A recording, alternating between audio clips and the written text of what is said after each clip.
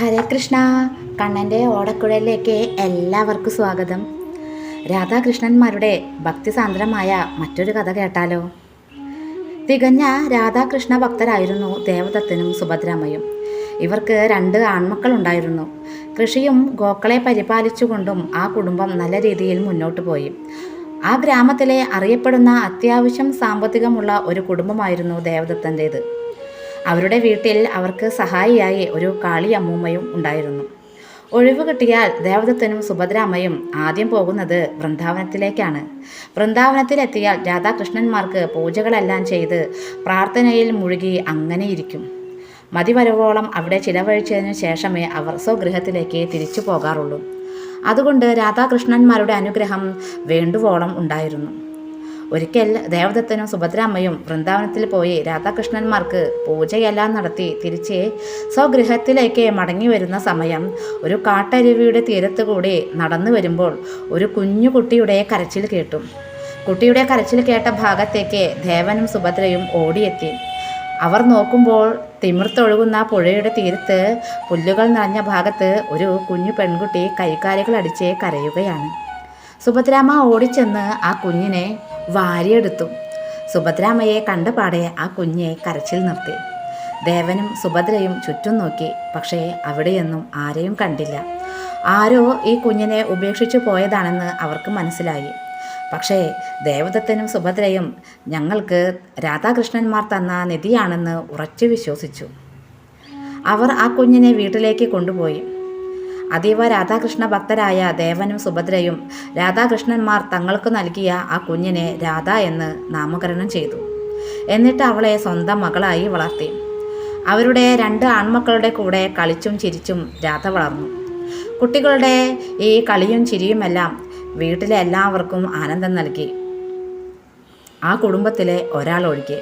അത് മറ്റാരുമല്ല, കാളിയമ്മൂമ്മയായിരുന്നു. കാളിയമ്മയ്ക്ക് രാധയെ ആ വീട്ടിലെ മകളായി കാണാൻ കഴിഞ്ഞില്ല. കുഞ്ഞു രാധ വളരുന്നതിനനുസരിച്ച് കാളിയമ്മയുടെ അസൂയയും വളർന്നു വന്നു. കുഞ്ഞു രാധ കളിക്കുമ്പോഴും നടക്കുമ്പോഴുമെല്ലാം രാധാകൃഷ്ണ നാമം ഉരുവിടും. അത്രയ്ക്ക് വിശ്വാസവും ഇഷ്ടവും ഭക്തിയുമായിരുന്നു അവൾക്ക് രാധാകൃഷ്ണന്മാരോട്. ഒരിക്കൽ രാധയും അവരുടെ കൂടെ വൃന്ദാവനത്തിലേക്ക് പോയി. അവിടെ വെച്ച് വിൽക്കാൻ വെച്ചിരുന്ന ഓടക്കുഴൽ രാധ കാണുന്നതിനിടയായി. അതിലൊരെണ്ണം വേണമെന്ന് രാധ ദേവനോടും സുഭദ്രാമ്മയോടും പറഞ്ഞു. അപ്പോൾ ദേവദത്തൻ പറഞ്ഞു, മോളെ, നിനക്ക് ഓടക്കുഴലിൽ സ്വരങ്ങളൊന്നും വായിക്കാൻ അറിയില്ലല്ലോ, പിന്നെ എന്തിനാണ് നമ്മളത് വാങ്ങിക്കുന്നത്? അപ്പോൾ കുഞ്ഞു രാധ പറഞ്ഞു, അച്ഛാ, ആ ഓടക്കുഴൽ എനിക്ക് മേടിച്ചു തരൂ, അതിൽ സ്വരങ്ങൾ വായിക്കാൻ എനിക്ക് കഴിയും. അങ്ങനെ അവസാനം അവർ ഒരു ഓടക്കുഴൽ അവൾക്ക് വാങ്ങിക്കൊടുത്തു. ഓടക്കുഴൽ കിട്ടിയ പാടെ ഒരു മനോഹരമായ വേണുഗാനം പാടി. ദേവനും സുഭദ്രാമ്മയും സ്തബ്ധരായി നിൽക്കുകയാണ്. ഓടക്കുഴൽ കൈകൊണ്ട് തൊട്ടിട്ടുകൂടിയില്ലാത്ത ഇവൾ എങ്ങനെയാണ് ഇത്രയും നന്നായി അതിൽ സ്വരങ്ങൾ പാടുന്നത്? അവർക്ക് വിശ്വസിക്കാൻ കഴിഞ്ഞില്ല. തിരിച്ച് വീട്ടിലെത്തിയ അവർ ഈ വിവരം എല്ലാവരോടും പറഞ്ഞു. കാളിയമ്മയും അത് കേട്ടു. പക്ഷേ കാളിയമ്മയ്ക്ക് ഇത് കേട്ടപ്പോൾ അസ്വസ്ഥതയാണ് തോന്നിയത്. കാരണം കാളിയമ്മയ്ക്ക് ഈ കുഞ്ഞു രാധയോട് വളരെയധികം അസൂയയായിരുന്നു. അങ്ങനെ നാളുകൾ കടന്നുപോയി. കുഞ്ഞു രാധയുടെ 6ാം പിറന്നാൾ ആകാറായി. കുഞ്ഞു രാധയെ അവർക്ക് എന്നാണോ കിട്ടിയത് ആ ദിവസമാണ് അവളുടെ പിറന്നാളായി ആഘോഷിക്കുന്നത്.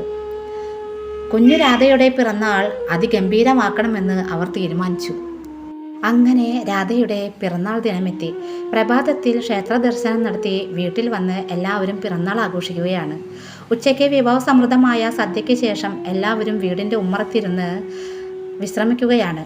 കുഞ്ഞു രാധ സുഭദ്രാമ്മയുടെ മടിയിലിരിക്കുകയാണ്. കയ്യിൽ ഓടക്കുഴലുമുണ്ട്. ദേവദത്തനും 2 ആൺമക്കളും കാളിയമ്മയും അവരുടെ അടുത്തിരിക്കുന്നുണ്ട്. സുഭദ്രയുടെ മടിയിലിരിക്കുന്ന രാധ പതുക്കെ അവളുടെ കയ്യിലിരിക്കുന്ന ഓടക്കുഴലെടുത്ത് മനോഹരമായ ഒരു നാദം വായിച്ചു. ആ ഓടക്കുഴലിലൂടെ പുറത്തേക്ക് വന്ന ആ മനോഹരമായ നാദം ഏവർക്കും കുളിർമ പകരുന്നതായിരുന്നു. കുഞ്ഞു രാധയെ മടിയിലിരുത്തിക്കൊണ്ട് വേണുനാദം കേൾക്കുന്ന അമ്മ അറിയാതെ കണ്ണുകൾ അടച്ചു. സന്തോഷത്താൽ അവരുടെ കണ്ണിൽ നിന്നും കണ്ണുനീർ പൊഴിയുകയാണ്. അച്ഛൻ താളം പിടിക്കുന്നു. മുറ്റത്ത് നിൽക്കുന്ന പയ്യും പൈക്കിടാവും വേണുഗാനം കേട്ട് രാധയുടെ അടുത്തെത്തി. മരച്ചില്ലയിൽ ചാടിക്കളിക്കുന്ന അണ്ണാറക്കണ്ണനും രാധയുടെ അടുത്തെത്തി. ആകാശത്തിൽ പറക്കുന്ന പക്ഷികൾ രാധയുടെ വേണുഗാനം കേൾക്കാനായി അവരുടെ വീടിൻ്റെ മുറ്റത്തുള്ള മരച്ചില്ലയിൽ വന്നിരുന്നു. എന്തൊരു മഹനീയമായ മുഹൂർത്തം അല്ലേ? കുഞ്ഞു രാധ ഇതൊന്നും കേൾക്കുകയോ കാണുകയോ ചെയ്യണില്ല.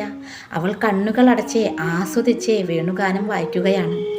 ആ സമയത്ത് അതുവഴി ഒരു സന്യാസി ശ്രേഷ്ഠൻ പോകുകയുണ്ടായി. അദ്ദേഹം ഈ മനോഹരമായ വേണുഗാനം കേട്ടു. വേണുഗാനം കേൾക്കുന്ന ദിശ ലക്ഷ്യമാക്കി നടന്ന സന്യാസി ഒടുവിൽ രാധയുടെ വീട്ടുമുറ്റത്ത് എത്തിച്ചേർന്നു. ആ സന്യാസിക്ക് വലിയ അത്ഭുതമായി.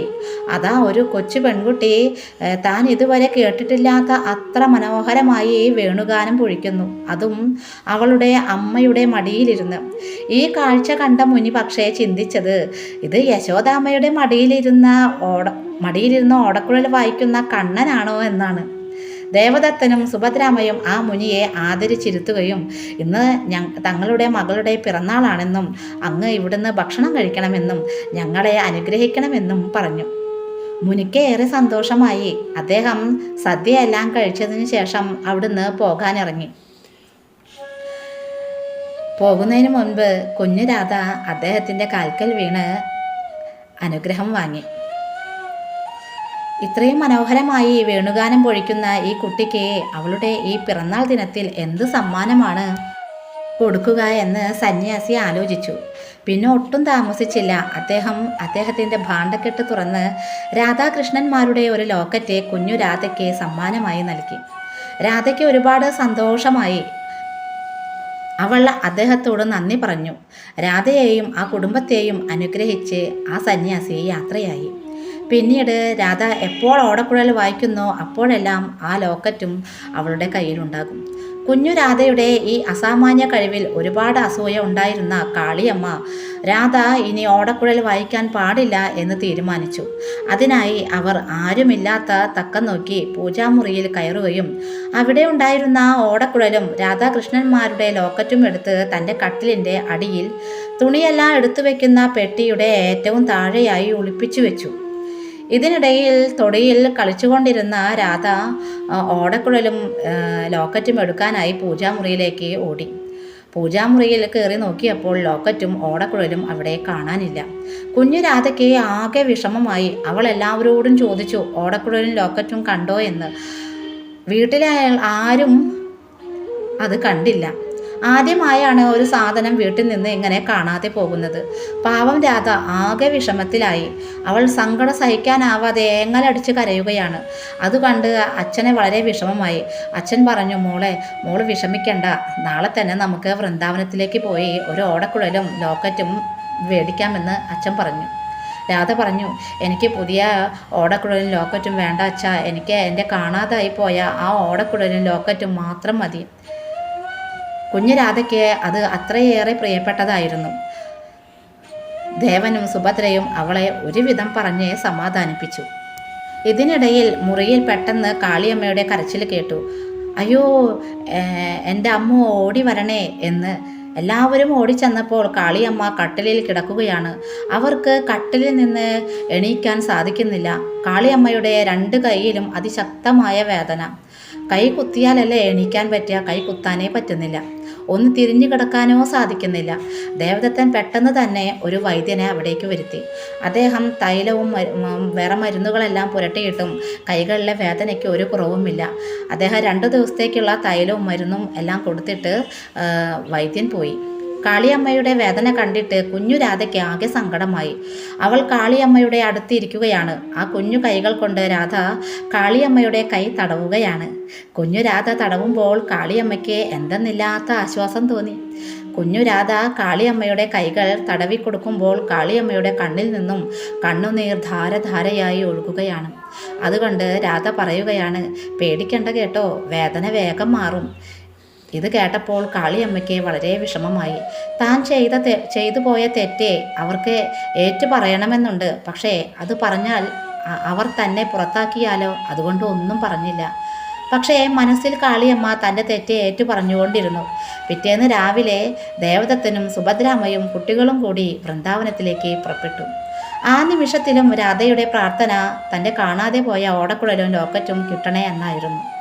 അങ്ങനെ വൃന്ദാവനത്തിലെത്തിയ അവർ പ്രാർത്ഥനകൾക്കും പൂജകൾക്കും ശേഷം രാധയെയും 2 ആൺകുട്ടികളെയും തണലിലിരുത്തി ഓടക്കുഴലും ലോക്കറ്റും വാങ്ങാൻ പോയി. അപ്പോഴും രാധയുടെ മനസ്സിൽ കാണാതായ ഓടക്കുഴലും ലോക്കറ്റും മാത്രമായിരുന്നു. അങ്ങനെ കുട്ടികൾ അവിടെ ഇരിക്കുമ്പോൾ ഏകദേശം അവരുടെ സമപ്രായക്കാരായ 2 കുട്ടികൾ അവിടെ എത്തി. എന്നിട്ട് അവർ രാധേ എന്ന് വിളിച്ചു. രാധ നോക്കിയപ്പോൾ സുന്ദരനായ ഒരു ബാലനും ബാലികയും പുഞ്ചിരിച്ചുകൊണ്ട് നിൽക്കുന്നു. എന്നിട്ട് അവർ പറഞ്ഞു, രാധേ, നീ എന്തിനാണ് വിഷമിക്കുന്നത്? നിന്റെ വിഷമം മാറ്റാനാണ് ഞങ്ങൾ വന്നിരിക്കുന്നത്. ഇത് കേട്ടപ്പോൾ രാധയ്ക്ക് അത്ഭുതമായി. രാധ ചോദിച്ചു, നിങ്ങൾ 2 പേരും ആരാണ്? ഇതിനു മുൻപ് കണ്ടതായി ഒരു ഓർമ്മയുമില്ല. പിന്നെ എൻ്റെ പേര് നിങ്ങൾക്ക് എങ്ങനെ അറിയാം? പക്ഷേ അവർ രാധയുടെ ചോദ്യത്തിന് മറുപടിയൊന്നും പറയാതെ ചിരിക്കുക മാത്രമാണ് ചെയ്തത്. അതിലെ ആൺകുട്ടിയെ തൻ്റെ പിന്നിൽ ഒളിപ്പിച്ചു വെച്ച ഓടക്കുഴലെടുത്ത് രാധയ്ക്ക് കൊടുത്തു. ഇത് തന്നെയല്ലേ രാധേ നിന്റെ കാണാതെ പോയ ഓടക്കുഴൽ? പാവൻ രാധ, അവൾ ആകെ അമ്പരന്ന് പോയി. കൂടെയുണ്ടായിരുന്ന ബാലിക രാധയ്ക്ക് ഒരു ലോക്കറ്റും കൊടുത്തു. രാധേ, നിന്റെ കളഞ്ഞുപോയ ലോക്കറ്റ് ഇത് തന്നെയല്ലേ? രാധ സന്തോഷം കൊണ്ട് തുള്ളിച്ചാടി. രാധ ആ ബാലന്മാരോട് ചോദിച്ചു, നിങ്ങൾക്ക് ഇത് എവിടുന്നാണ് കിട്ടിയത്? കുഞ്ഞു രാധയുടെ ചോദ്യത്തിന് അവർ ഉത്തരം കൊടുത്തില്ല. പക്ഷേ അവർ ഇപ്രകാരം പറഞ്ഞു, ക്ഷേത്രത്തിൻ്റെ പുറത്തു നിന്ന് ഒരുപാട് ആളുകൾ ഞങ്ങളെ വിളിക്കുന്നു. ഞങ്ങൾക്ക് അവിടെ ക്ഷേത്രത്തിലേക്ക് വളരെ വേഗം എത്തേണ്ടതായിട്ടുണ്ട്. അതുകൊണ്ട് ഞങ്ങൾ പോവുകയാണ് എന്നും പറഞ്ഞ് അവർ ക്ഷേത്രത്തിലേക്ക് ഓടി മറഞ്ഞു. എന്താണ് നടന്നതെന്നറിയാതെ രാധ സ്തബ്ധയായി നിന്നു. 2 ആൺകുട്ടികൾ അച്ഛനമ്മമാരുടെ അടുത്തേക്ക് ഓടിച്ചെന്ന് ഓടക്കുഴലും ലോക്കറ്റും വാങ്ങണ്ട എന്നും രാധയുടെ കളഞ്ഞുപോയ ഓടക്കുഴലും ലോക്കറ്റും കിട്ടിയെന്നും പറഞ്ഞു. 2 കുട്ടികൾ വന്ന് അത് രാധയുടെ കയ്യിൽ കൊടുത്തിട്ടുണ്ട്. ഇത് കേട്ട ദേവനും സുഭദ്രാമ്മയും രാധയുടെ അടുത്തേക്ക് ഓടി. ഒരു കയ്യിൽ ഓടക്കുഴലും മറ്റേ കയ്യിൽ ലോക്കറ്റുമായി നിൽക്കുന്ന രാധയെ അവർ ഓടിച്ചെന്ന് എടുത്ത് ഉമ്മ വെച്ചു. കുട്ടികൾ 3 പേരും അവരോട് ചോദിച്ചു, ഈ ഓടക്കുഴലും ലോക്കറ്റും ആരാണ് കൊണ്ടു തന്നതെന്ന്. ദേവദത്തിനും സുഭദ്രാമ്മയ്ക്കും ഒരു ഉത്തരമേ പറയാനുണ്ടായിരുന്നുള്ളൂ. ഇതെല്ലാം ഭഗവാന്റെ ലീലകൾ. തിരിച്ച് വീട്ടിലെത്തിയ രാധ ആദ്യം ഓടിയെത്തിയത് കാളിയമ്മയുടെ അടുത്താണ്. കാളിയമ്മയ്ക്ക് തൻ്റെ കളഞ്ഞുപോയ ഓടക്കുഴലും ലോക്കറ്റും രാധ കാണിച്ചു കൊടുത്തു. കാളിയമ്മ ആകെ അമ്പരന്ന് പോയി. അവർക്ക് അവരുടെ കണ്ണുകളെ വിശ്വസിക്കാൻ കഴിഞ്ഞില്ല. കുഞ്ഞു രാധ കാളിയമ്മയോട് പറയുകയാണ്, കാളിയമ്മേ, ഞാൻ ഇപ്പോൾ ഈ ഓടക്കുഴൽ വായിക്കാം. അപ്പോൾ കാളിയമ്മയുടെ വേദനയെല്ലാം മാറും. ഇത്രയും പറഞ്ഞ് രാധ ഓടക്കുഴൽ വായിക്കാൻ തുടങ്ങി. ആ വേണുനാദത്തിൽ ലയിച്ചു പോയ കാളിയമ്മ ഒരു വിളി വിളിച്ചു, എൻ്റെ കണ്ണാ. അടുത്ത നിമിഷം കാളിയമ്മ കിടക്കയിൽ നിന്നും ചാടി എണീറ്റു. എന്നിട്ട് പറഞ്ഞു, എൻ്റെ വേദനയെല്ലാം പോയിരിക്കുന്നു. കാളിയമ്മ കുഞ്ഞു രാധയെ കെട്ടിപ്പിടിച്ച് മാറോട് ചേർത്ത് നെറുകയിൽ ചുംബിച്ചു. ഈ ഒരു രംഗം കണ്ടു നിന്നവരെല്ലാം സന്തോഷത്തോടെ രാധാകൃഷ്ണ സ്തുതികൾ ചൊല്ലി. രാധ അതീവ സന്തോഷത്തോടെ ആ ഓടക്കുഴലും ലോക്കറ്റും പൂജാമുറിയിൽ കൊണ്ടുവച്ചു. എല്ലാവരും കാളിയമ്മയുടെ മുറിയിൽ നിന്നും പോയപ്പോൾ ഭക്തിയോടെയും അതിശയത്തോടെയും അതിലുപരി ഭയത്തോടെയും താൻ ഓടക്കുഴലും ലോക്കറ്റും ഒളിപ്പിച്ചു വെച്ച ആ പെട്ടി പതുക്കെ തുറന്നു. ഓടക്കുഴലും ലോക്കറ്റും എത്ര നോക്കിയിട്ടും കാളിയമ്മയ്ക്ക് കിട്ടിയില്ല. കിട്ടിയതോ ഭഗവാൻ നെറുകയിൽ ചൂടുന്ന മയിൽപ്പീലി മാത്രം. ഇതും ഭഗവാന്റെ ഒരു ലീല തന്നെ. ഹരേ കൃഷ്ണ. എല്ലാവർക്കും രാധാകൃഷ്ണന്മാരോട് ഭക്തി ഉണ്ടാവാൻ ഭഗവാൻ അനുഗ്രഹിക്കട്ടെ. സർവം ശ്രീ രാധാകൃഷ്ണ അർപ്പണമസ്തു. ജയ ശ്രീ രാധേ രാധേ. ഹരി ഹരി ബോൽ.